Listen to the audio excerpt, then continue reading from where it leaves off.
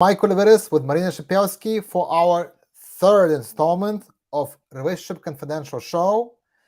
Marina, welcome back. Everybody, welcome back. Thank you for tuning in. How are you, Marina, today? Hi, thank you so much. I'm so excited to do this and take off my lawyer hat today and Exactly. just have a little gossipy type discussion here. And we invite Very you guys to gossipy. comment below and ask us any questions.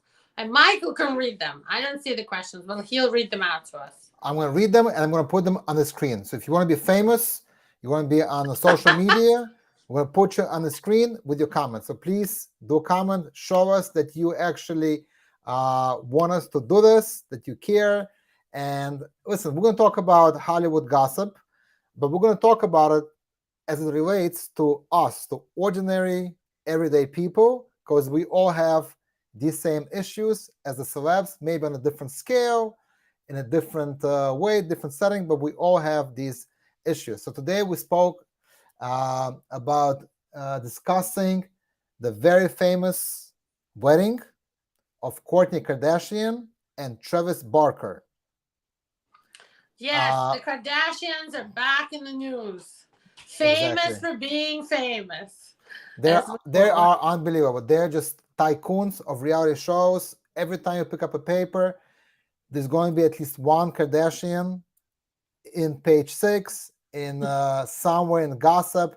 What they're doing is amazing. So, but with that, there's a lot of responsibility and a lot of financial issues that come into play. So let's talk about that with Travis Barker. You're also a divorce attorney. What do you think? What kind of a prenup is this going to look like? Well, first of all, they're all very famous and rich because of their mom. Kris Kardashian is super smart. She didn't start out poor to start with. They came, from a famous lawyer family. The father, the original Mr. Kardashian, he was a big part of the team for what's his name? Oh my God, I'm like totally blanking out. And the football. O.J. Simpson. O.J. Simpson. O.J. Simpson. Oh my That's God, right. I just blanked out. Accused of killing his wife. This was his close friend, his best friend. Allegedly. Allegedly, he was his entertainment lawyer before that, and after that, he became part of his defense team. This is how they became famous. Of course, now Kim Kardashian became famous because of a sex tape she made with what is his name, Little J or RJ, whatever the rappers what she was dating at the time. So it went from there. She was the stylist. And by the way, it just came out recently that supposedly her mom, Kim's mom, and her were in it to show the tape. Leak it. Yeah, to leak the tape. They knew what kind of sensation is going to cause and make them famous, just like Paris Hilton became famous, even more famous because of her sex tape. Well, yeah, and Paris Hilton, guess who Kim Kardashian was working for? Kim Kardashian worked for Paris Hilton as her personal stylist. So here we are. They've had a reality show that's long running. They have a new one on Hulu. And here's Kourtney Kardashian, 43 years old. She's never been married before. She had a long-running relationship with a significant other, Scott Disick. And I think they have like 3 kids together, but they never married. And then they finally broke up. He was obviously an addict. He wasn't like the right match for her. They finally broke up, and she meets Travis Barker. Travis Barker is a drummer. He's a musician. Also had his own reality show. Very important. But he's nowhere as famous as Kardashian. As a matter of fact, no, I had to ask you, who the hell is this guy? Because I'm not familiar with him. I remember when we prepared for this, you said, I don't even know who this guy is. He's a pretty well-known musician. Her net worth is $65 million, but she is part of the empire of the other Kardashians. Right. He probably has a few million, but it's not 65, and he's not in any kind of empire. He also had a long-running relationship before that, and he was with a woman and had multiple kids, but they also never got to get married, and then they broke up and they meet. I don't think they're the right match, and judging by the history of the Kardashian women with men, and just generally with their history, plus this guy, Travis Barker, is no Prince Charming, I don't think this marriage will last. I think they'll get divorced. Maybe not this year, but I don't think this is something that's gonna last. He's all like, rock and roll, tattoos, black leather, piercings. She always was like a high fashion designer and model and entrepreneur. Their family has private What airplanes. in their family, they don't have a good track record of keeping long marriages. I don't think so, but I What's do the think what's there the was. average? Under a year? I don't know. Yeah, maybe, Mm-hmm. maybe under a year. And Mm-hmm. and Mm-hmm. there was already, to me, bad signs from the beginning. Like I read in the press that somehow he didn't get her children involved in the proposal. He made a very romantic proposal when they got engaged. It was on the beach. There were like rose petals.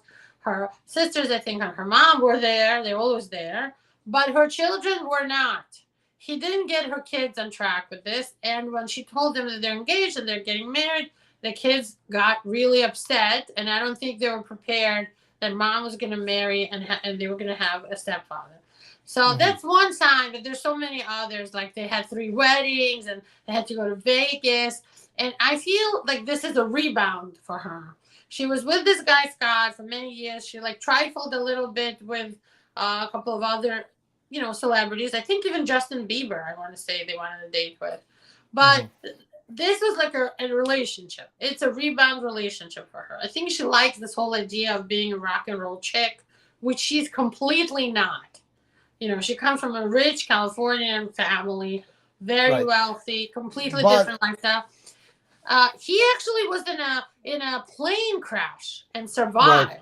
Yeah, he's famous He was for like that kissed as by well. an angel, So I think there was a prenup. Yes, I do. What would a prenup look like? I mean, she has her millions of dollars. He has also millions, but not as much. But going forward together, they're going to make money because they're both in this show business, in the reality show. Well, first of all, can that be stipulated in a prenup? For example, what happens if he refuses to participate in a show? And for them, the show is their life. It's their bread and butter. What happens if they had some kind of verbal agreement before that he's going to be in the show?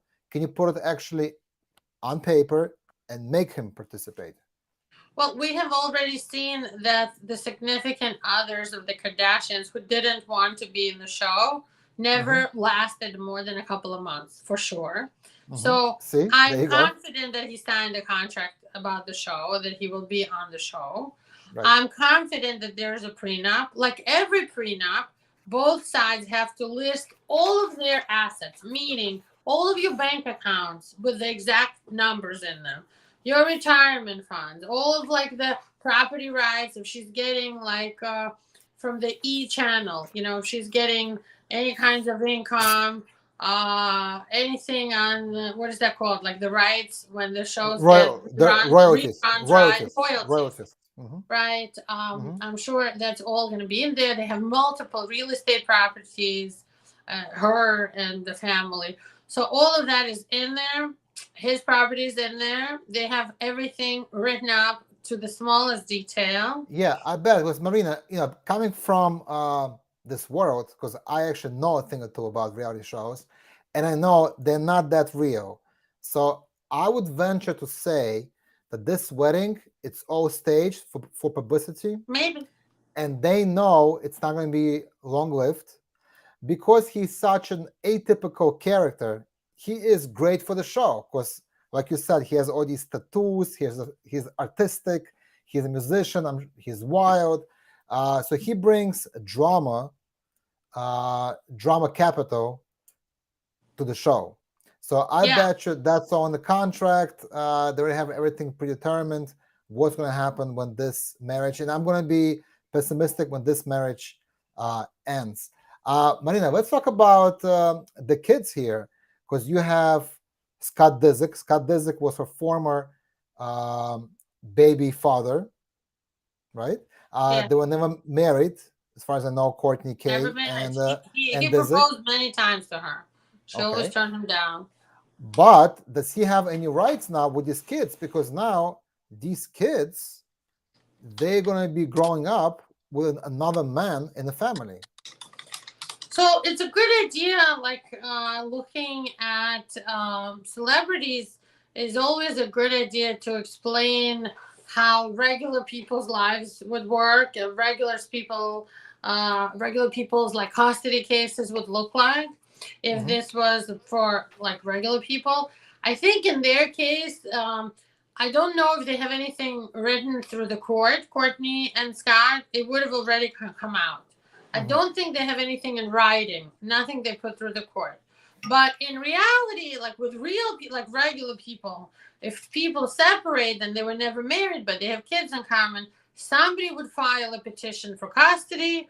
This would go to family court, and there would be a written agreement that becomes the court's order about visitation and custody. In this case, I have a feeling they had something private agreed on, paid him a lot of money to not bother them, and that's it. Marina, we have a very interesting question on the topic. If you can see it from a Facebook user, how fake are reality shows? So let's for a second. Well, I will let you answer because you've been on one. Let me, and I'm not sure if I'm even allowed to answer fully because I'm not sure if my confidentiality agreement is still in force. If I get sued by Lifetime, your opinion. Marina, I'm coming to you. My opinion is going to be biased because I've been there, I've done it. I was a big part of at least a year or two of my life. So I have to, and I hate to break it to you guys, reality shows are not real. It's all fake. It's not all fake. Let's put it this way. You do have a part of your life on it, so it's based on your life. However, the drama is mostly manufactured. There's no script that you read. However, you get the idea, and that's discussed with producers, what needs to happen to generate drama. Nobody's going to watch a reality show that is boring, that doesn't bring action and fights and drama. It's going to be boring, no ratings. Of course, the best ones are when they're crying, there's somebody going through a breakup, there's a fight. I watched one episode of the Kardashians before my husband forced us to shut it off. When he saw the kids watching it, he turned off Hulu completely. Disconnected Hulu. He was so angry. But the one episode I was able to see before that happened. There's one where like the girl is Kylie and what's her name? Oh my God, I can't remember all their names. The other one, this Kendall. They were like fighting with each other, fist fight when they were much younger.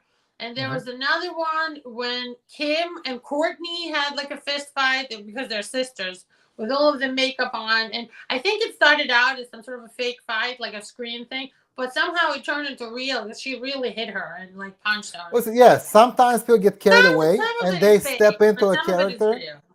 Sometimes people actually get into a character, and producers, they're very smart. If you don't know what you're doing, if you don't understand yourself, that this is all fake, and you get influenced by the producers, it could get ugly because then your real true self could come out and you could start being that persona they want you to be. So you have to be grounded on the reality show. You have to always realize there are cameras around you. And unless you are the producer of the show, they can always use the footage they're shooting without asking you. They can always edit it any way they want. So you got to be very careful. You know what you're doing on the reality show, and you better know what you're signing up to do. Do you remember there used to be a reality show for this young singer, Jessica Simpson? She's famous. Sure, of course, and and Nick Lachey, he was from a very famous boy band. Of course. Right? And Nick Lachey and her both came out and said that the reality show ruined their marriage because they were so much in their business, in their life, and they were always, like setting them up for these fights and conflict that at the end they kind of, whatever relationship they had, whatever love they had, it just all fell apart. There was too much pressure, being looked at all the time. Yeah, but they should have known what they're signing up to do. So that means they're weak. I mean, look, they are celebrities. They are celebrities. They have to know what they're getting into. A reality show could be amazing for publicity. You can do great things with it, or it could be used against you. It depends what is your purpose on being on a reality show. This You gotta be was one smart of their about it. earlier ones. Their show was in 2002. I looked Mhm. it up. Back then, there was no Kardashians. There was like no, there wasn't so many Right. reality shows. But so I could argue with you that they really did not know what they were signing for. I think the only famous one was MTV. Remember it was like a Real Jersey Shore. Household, right? Yeah, Jersey Shore over there Jersey came Shore. out. It was And huge, look, huge. And yeah, I that's it. met Michael's situation, and I expected him to be a dummy. I thought he was a dummy, just like he was portrayed in the show. Absolutely not. He's a smart, good guy, completely opposite of what he's like on the show. Well, they had everybody do a character, and that's what happens. Exactly. Even on the Kardashians show, everyone Mhm. plays a character, like a version of themselves. Right. They're not necessarily that version, but everyone plays that version. And I think now that they're married, I'm not sure how long this will last, but I'm interested to see what kinds of relationships each side is going to have with the other's kids, Mhm. because that's a really common like problem issue in real families for Yeah, non-celebrities, this happens all the time. Yeah, in regular non-celebrity families. because it's always difficult when there's blended families, when there's kids from the wife's first marriage, there's kids from the husband's earlier relationship or marriage, So, Marina, and let's talk then about that because yeah. you are, as a divorce attorney, you've seen it all. You've seen a lot on both sides. Um, what do you think is the best way to introduce your kids to the new significant other, and Okay, let's talk how do about you some integrate? don'ts. Yeah, yeah. Let's talk about something you should never do. Please. If you're just getting freshly divorced or separated, do not drag your girlfriend or boyfriend, your new significant other, in front of the kids and in the kids' activities when you're still Mhm. not even divorced yet. When there's the ink didn't even dry on your divorce papers, is not the time to bring your mistress, who's now your girlfriend, to the kids' kindergarten show. That is People may not do the that time. just to spite the other, your spouse, I mean, as a vindictive measure. if you're asking for like a very expensive, dragged out, contested divorce, that's when you should do it. And who are you going to spite? You're going to spite yourself. Right. Okay. Mm-hmm. Usually, when you're trying to do something in spite of someone else, you're sacrificing your dignity, and definitely something where you would have been better off if you didn't do it. So if ever in any situation in life you feel like you have to do something in spite of someone, do not do it, especially in a divorce situation. Right, because So that's a things definite can get don't. very ugly very quick and very expensive. Don't. And another thing that you should never do is just like bring the significant other to the kids and say, "This is your new mom," or "This is your new dad," Okay. without any warning, without sitting the kids down and explaining. You need to talk to them and do it gradually. I And always Marina, I think recommend, you should avoid that word. This is your new mom, your new dad. There's only one mom whatever. This is and my one new dad, wife. in my opinion. This is your new stepmother. Maybe you Right, don't have that's to be a fine. mother. This is, Call it's things the way not they are. fine. No, it's not Hmm. fine. Hmm. It's not fine. You should build up to it. Hmm. You should never. That shouldn't be your first contact. Hmm. Before you bring your new significant other to your kids, you should talk to a therapist and a psychologist and work out a very detailed plan of how you're going to introduce them as your friend first. Spend a little bit of time together, have a meal together, then another time go do something together. Get them used to it as if they're, and in reality, they're your girlfriend or boyfriend, they are your friend. So don't, especially when they're little, and don't think you're lying to the kids. Don't lie to them. Be honest. This is my special friend. This is so and so. We might be dating, but we'll see what happens. And we want you to be a part of it. Like, you have to talk to the kids. I think also you should be open with your ex-spouse and keep the lines of communication open to talk it out. What are you comfortable with? Um, how do you want the kids to call my new significant other? This way they That's feel respected. ideal. That's That's this way the ideal. biological parent feels respected.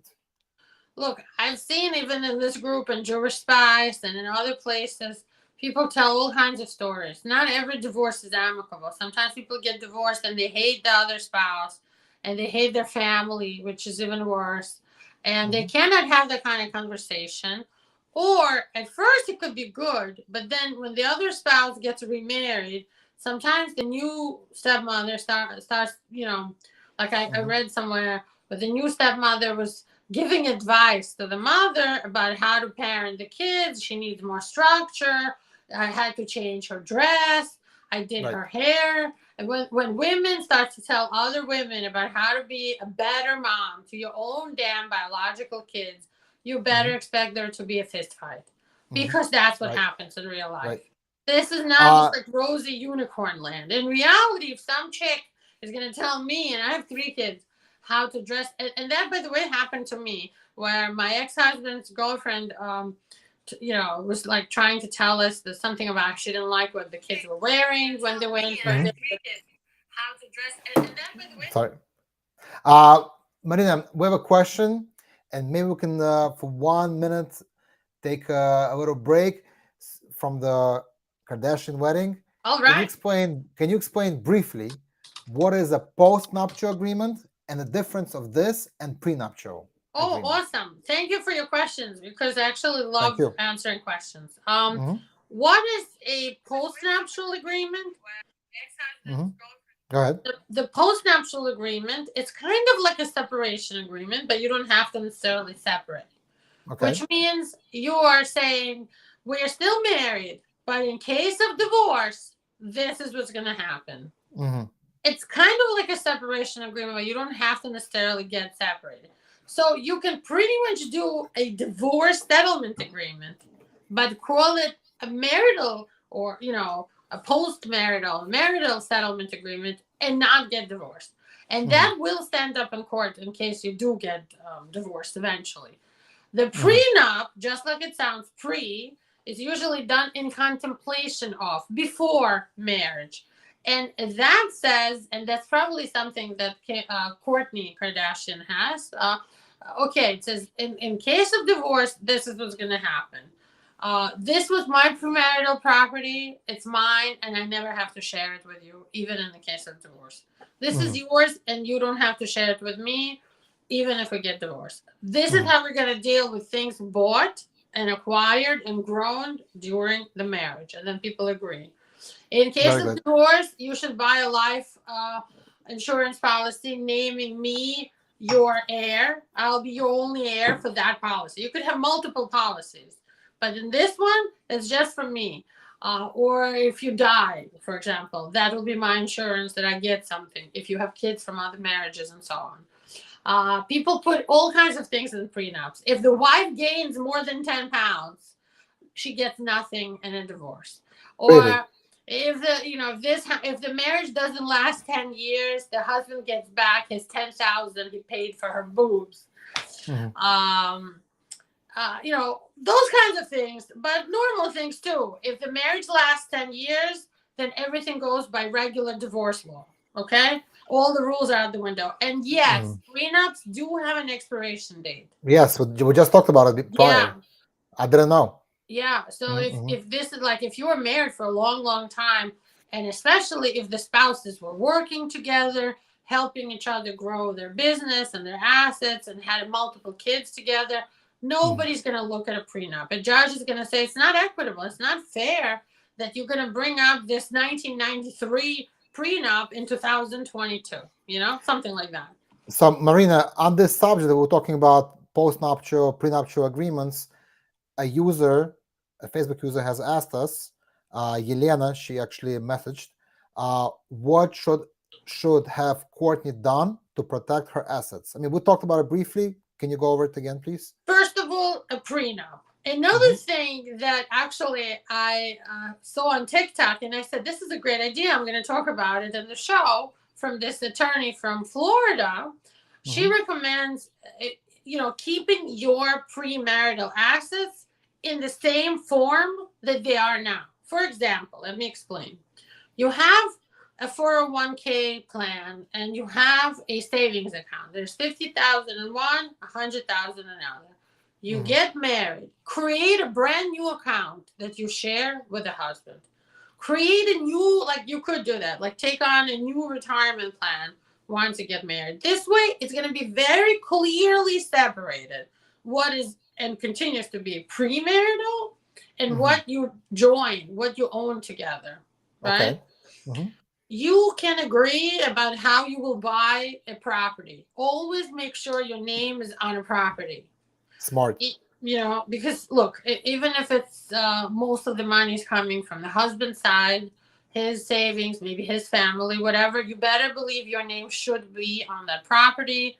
Some people will say owners as joint tenants by the entirety. Michael, you remember this, right? Of course, yep. That means the couple is married. They're taking it as husband and wife, or joint tenants without right of survivorship, or joint tenants with right of survivorship. And you should discuss all these with your attorney, and they should explain to you what that means. But there are ways to preserve your premarital, whatever you own pre-marriage, even without a prenup. But of course, the prenup is the best way to do this. And I highly recommend having one. Marina, we have a question, a follow-up on you were talking about prenups and what could be in there. And you said even if you say, I want my wife to stay within 10 pounds of when we first met or when we first got married, that is enforceable. So user is asking, can you really put anything in a prenup, any terms? Okay, you cannot put anything like illegal, right? Okay. But you can put the thing about the weight, because supposedly the way the woman looks is, you know, part of the consideration for the marriage contract. Wow. Interesting. So the marriage is a contract. And when let's say it's a rich man and he marries a beautiful model, right? His consideration is that he will get somebody who he can take to meetings, conferences, to all his special functions. They will host parties. She will be like a face of his brand, kind of, right? Considering if he's rich and he's got a brand. So it's fair to say that something like that can be included in a prenup agreement, and it's been done. Also, compensation for cosmetic surgery, like refunding the spouse, that's been done. I see a question in Jewish Spice, and I'm gonna answer it. Ilyas Ba'aza was saying, if a couple got Section 8 together during the marriage in two names, and oh no, he's saying it's only in one of their names, does it stay with the party when they divorce? I'm going to talk about this. I actually know this answer, which is not very often that I see this question, but it happens. Right. Whoever is on whoever got Section 8 keeps Section 8. You cannot share Section 8. So I've seen people who get subsidized apartments, not even Section 8, like those Trump Village, apartments that used to be a Luna Park back in the day. I had a couple who was getting divorced, and we dealt with this, and it was originally in his name. Then when she started living there, they submitted a marriage certificate, and they always put her name down in the affidavits of residence and income. And so when they were getting divorced, she tried to make a claim to say he should leave and she should stay. And they explained to me, no, whoever got it is keeping it. So if the Section 8 that makes sense. Is one name, they're keeping it. That makes sense. In other words, you can't put in the contract who gets Section 8 because that's from the government for the party that deserves and qualifies for Section 8. It's like a benefit that you get from the government. It's not an asset. Another one that comes up all the time is in subsidized apartments. Sometimes people make a deposit, a security deposit, and it's a lot of money, sometimes 30, 40, 50,000. And what happens to that deposit? A, if people get divorced.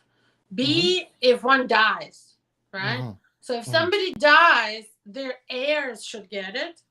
And if they were like married and there's kids, sometimes people go to court to fight over that money. If people get divorced, that's usually not capable of being split up because, first of all, it could have been done pre-marriage, right? Second of all, it's a security deposit. It's not an asset. You know, Mm-hmm. a security deposit is not something that you divide in divorce. It's not like a bank account that belongs, you know. But generally, that's how it's treated. Mm-hmm. And Okay, Maria, thank you. yeah. Mm-hmm.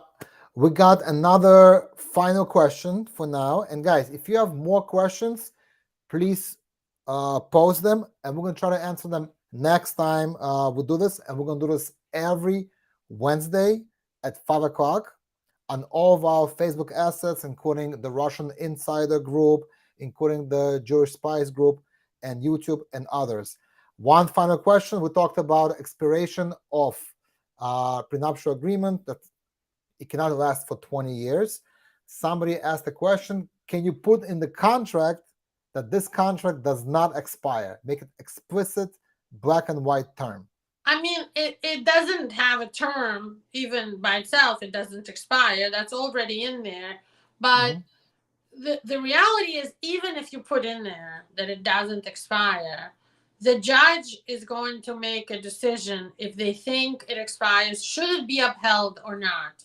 And they look at it from, like, there is a set of factors the judges looks at to see if it's fair, if it's equitable. Right, and they can still decide it's not fair, especially if there's children involved, especially if you grew a business together, especially if you sold and bought houses left and right together. After a lot of years of marriage, it's not going to matter who had the more assets before, who had less. You know? In other words, a prenup is great, but don't think it's ironclad and it's forever. It has to be reasonable, and within, what would you say, 10, 15, 20 years, you better look at it. And if it needs changes, you may try to negotiate for a post-nuptial agreement, right? A new contract. Or a separation agreement. Right, if you want to separate. But if you want to continue going on in your marriage, but you want different terms, you may want to negotiate for a post-nuptial agreement, right, Marina? Yeah, definitely. Marina, this was a great session because we took Hollywood gossip and we applied it to everyday life. I think it's very interesting. I think it's very useful and important for people to hear. So we're going to go on. We're going to continue. We're not going to give up. If anybody has any nice topics, interesting suggestions for us, we're going to take it under advisement to talk about it. Marina and I are always scouring the news, see what's out there that's interesting that we can talk about in our sessions. Please, okay, somebody asked real quick, if a spouse knows of their partner's cryptocurrency but can't prove it, do they have to share in divorce? Let's leave it for next session. That's a great question, right? Discovery. This is part of what's discovery process in a divorce. So how do you prove what they own in the discovery phase of your divorce? We can talk about that next time. Yeah, that's a whole separate topic, especially cryptos. That's big. If you're trying to hide assets somehow from your spouse or from the government. So we'll definitely talk about that. You know, people are using cryptocurrency to send money to Russia, I'm hearing from my immigration clients. So whoever has like a sister, a brother, a mom or dad in Russia, because the sanctions shut down all the like PayPal and you know, Western Union and putting it in their account. We're not telling people how to evade sanctions. We're not. This is not what this is about. But it happens. It's being done. We heard. Are depositing things in their crypto. We don't encourage violating any U.S. or Russian laws. Or yes, we don't encourage violating any laws. Right. Bye, everyone. Okay, Marina, thank you so much. Bye, everybody. Until next time. Take care. Bye-bye.